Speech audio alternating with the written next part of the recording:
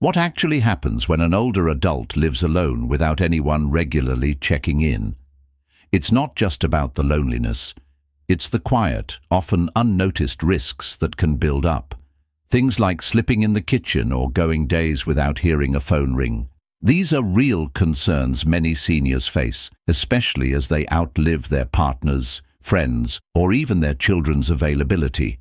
But here's a common misconception. Living alone doesn't automatically mean living at risk. In fact, some of the most capable, clear-minded, and emotionally resilient seniors are those who have figured out how to adapt their homes and routines to support their independence.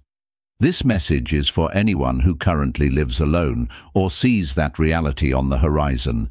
Maybe you're in your 60s, 70s, or 80s, and you're beginning to understand that depending on others won't always be possible. Or maybe you still feel strong and self-sufficient, but you want to be proactive about the future. In this video, we'll walk through 5 practical strategies that experts in heart health, senior care, and older adults themselves recommend to help you stay safe, stable, and well supported while living on your own. These are not just tips for surviving longer, they're about living better. So if you've ever wondered what the future might hold, or how to stay safe when no one else is immediately around, this guide is for you. Let's dive in. Number 1. A daily check-in routine. One of the first things that separates safe, independent seniors from those who struggle is a simple habit: having a reliable daily check-in routine. It's not about giving up your independence, it's about quietly building a safety net that works in the background. Many older adults live alone and want to preserve their privacy. But what happens if you fall, or get dizzy, or just forget to take your medication one morning? Without some kind of check-in, a small issue can become a serious emergency. Now, this doesn't mean you need someone to come by your house every day. A short phone call, a quick message, or even a visual signal, like opening a curtain at a specific time, can let someone know you're up and active. Some communities even set up buddy systems where neighbors just glance at each other's windows or flags each morning. It takes less than 30 seconds, but it can mean everything. Let me tell you about Harold, an 82-year-old retired school principal who still lives in the same home he's been in for 40 years. He's sharp, strong, and proud, but he also knows that living alone comes with risks. Every morning by 9 a.m., he sends a simple "good morning" text to his niece. If she doesn't hear from him by 10 o'clock, she gives him a call. They rarely need to do anything more, but just knowing someone will check in keeps Harold and his family at ease. There are even services and apps today designed just for this purpose. Some alert a contact if you don't log in or press a button at your usual time. Others pair you with volunteers who check in by phone daily. It's not about over-managing your life. It's about creating a rhythm that quietly supports your safety without taking anything away from your dignity. This small act, setting up a check-in routine, is something anyone can do. It doesn't matter if you're in your 60s, 70s, or even late 80s. And it's not a sign of weakness, it's a sign of wisdom. Because the truth is, strong people don't avoid backup plans, they make sure they have them. Number 2, fall-proofing your space. Most serious injuries among older adults don't happen outside, they happen right at home. And more often than not, it's not because someone is frail, it's because the space hasn't been updated to match how their body has changed.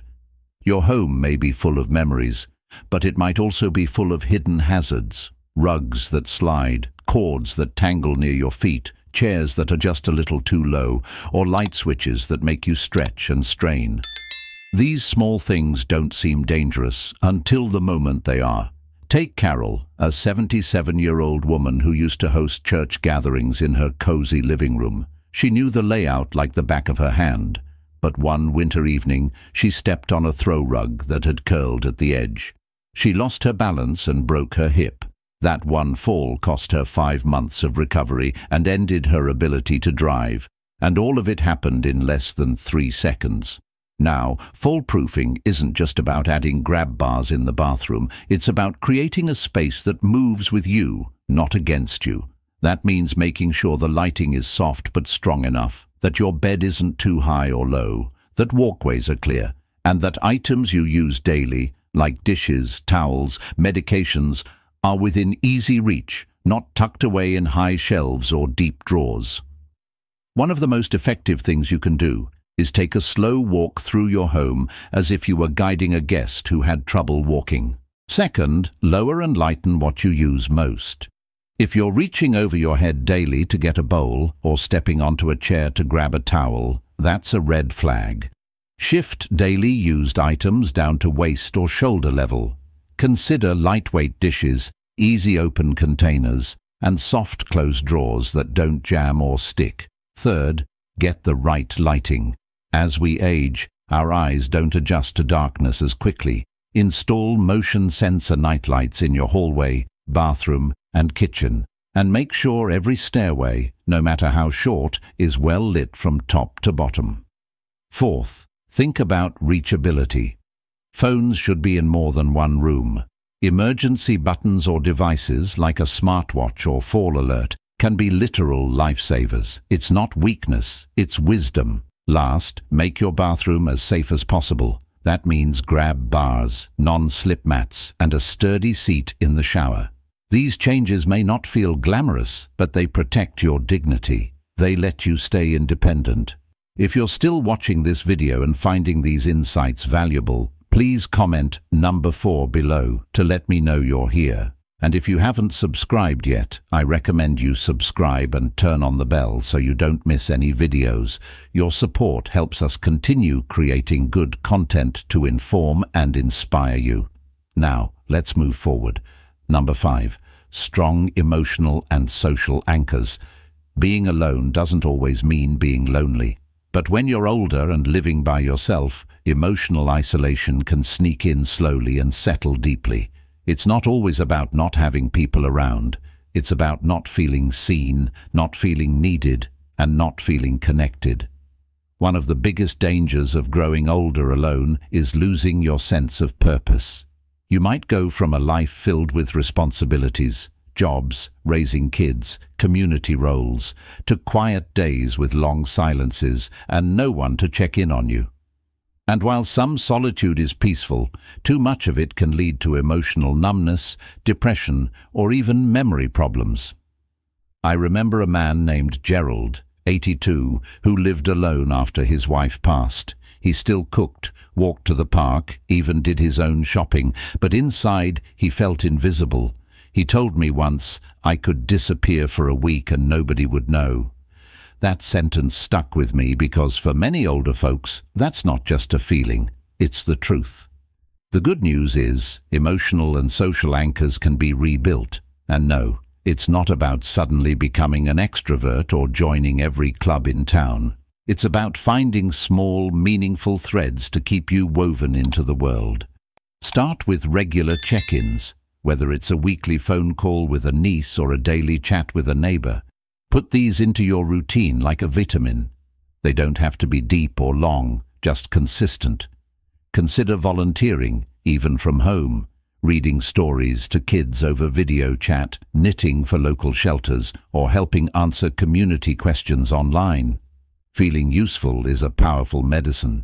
If mobility is an issue, explore online communities. There are entire forums, Facebook groups, and Zoom meetups for everything from classic movies to gardening tips. And yes, many are tailored to older adults. Another often overlooked solution, having a pet. For many older people, a calm dog or cat brings comfort, routine, and even reasons to stay active. Studies show that even watching fish swim in a tank can reduce blood pressure and ease anxiety. Lastly, get to know your local senior center or community programs. Many offer rides, social events, and meal deliveries, and often the biggest gift is the human contact that comes with them. You don't have to show up smiling and talkative every day. Just being there opens the door to connection. Loneliness isn't just a feeling, it's a health risk. But the remedy doesn't always require more people. It starts with more connection, more consistency, and more small ways to feel seen. Let me know when you're ready for the next part. Number 6. Develop an emergency-ready mindset. When you're living on your own later in life, it's not just about daily comfort. It's about being prepared if something goes wrong. A fall in the bathroom, sudden chest pain, or a power outage in the middle of winter can quickly turn from a small scare into a life-threatening emergency. The key difference? Preparation. Older adults who live safely and confidently alone often share one thing in common: an emergency-ready mindset. That doesn't mean living in fear. It means planning ahead, staying aware, and putting simple systems in place so help is never out of reach. Start with fall prevention. A small stumble can lead to serious consequences like a broken hip or head injury, especially if you're alone. That's why it's critical to have non-slip mats in the bathroom, grab bars near the toilet and tub, good lighting in hallways, and furniture arranged to create clear walking paths. These simple adjustments can be the difference between moving freely and lying unnoticed for hours. Next, consider using a medical alert device. Many people put this off, thinking they're not there yet, but today's devices are more discreet and advanced than ever. Some look like smartwatches and can even detect falls automatically. Using one isn't a sign of weakness. It's a smart step to protect yourself.